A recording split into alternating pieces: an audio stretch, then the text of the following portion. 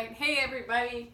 As promised, I'm going to give you a more scientific explanation of how your brain is improved by being creative. So this is just your basic brain mechanics. And what I've done is blown up a neuron. Your brain has over 24 different types of neurons, and they have an axon and dendrites, so these little branchy things. And when your brain is highly functioning, your neurons are connected. They are exchanging energy, electricity back and forth really easy. Your brain is active, engaged when this is happening, and you're probably feeling good, you're healthy, and all is well.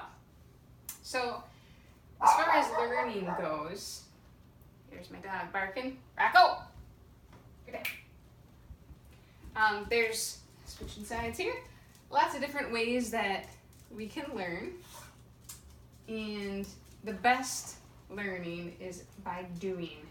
Yes, we learn by sensitization, habituation, doing things repetitively. Conditioned responses, not so much my favorite.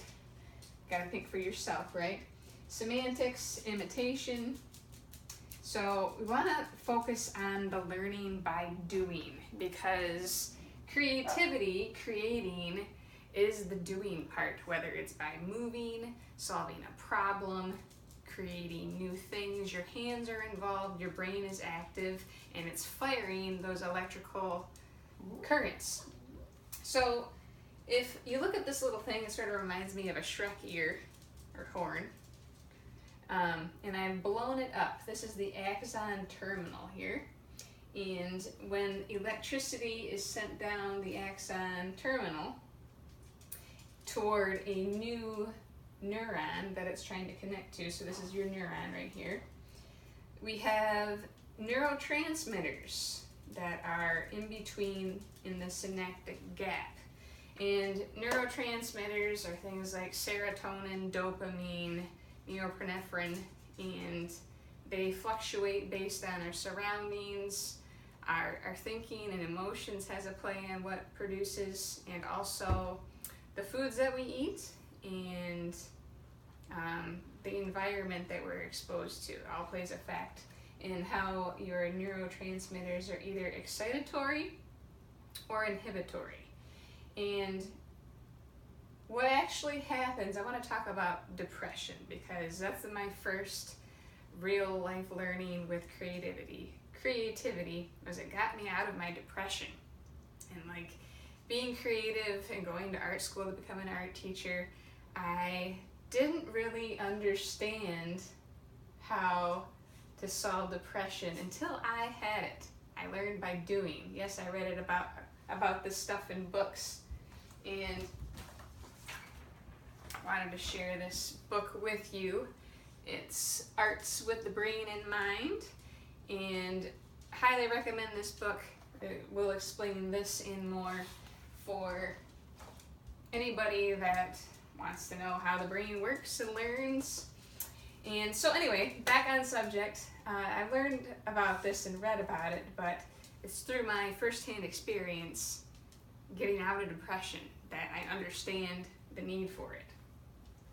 So your electrical impulse goes down through this little Shrek foot axon terminal, and if your neurotransmitters are working properly and there's a right amount there, what it's going to do is turn that electricity into a chemical that then goes back to an electrical current, and it will allow these two neurons to connect and communicate together. So what happens if you do not have these neurotransmitters, like say for example, you are depressed, they're not working correctly, probably because they haven't been stimulated. No new learning has happened.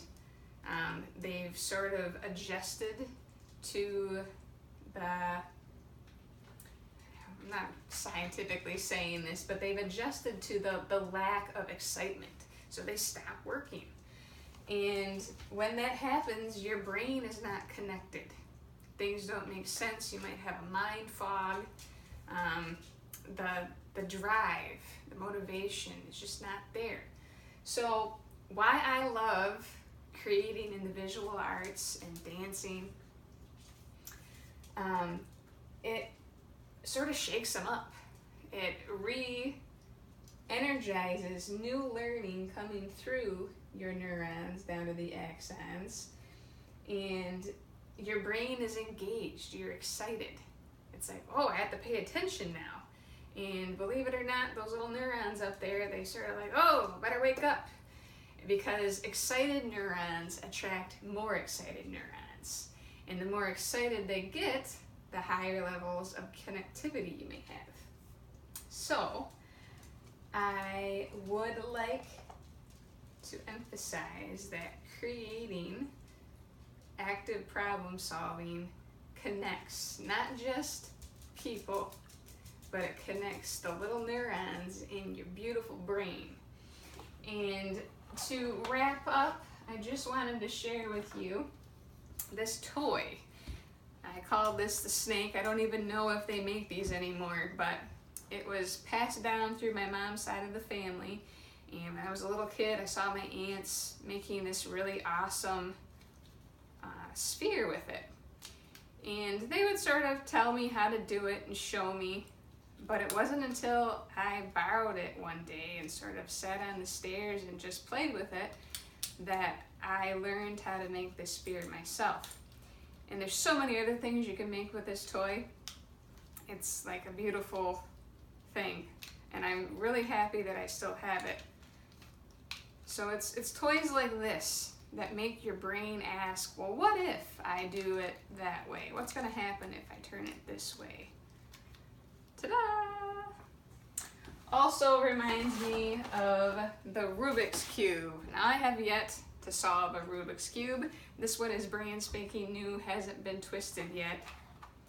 But these are the problems that strengthen your brain if you don't allow the frustration to kick in. I love solving problems, and whenever I design a lesson for kids or adults, there is always a creative problem to solve. It's never step by step, just imitate me, because yeah, that's fun, but I'm more concerned about connecting your neurons and making your brain better.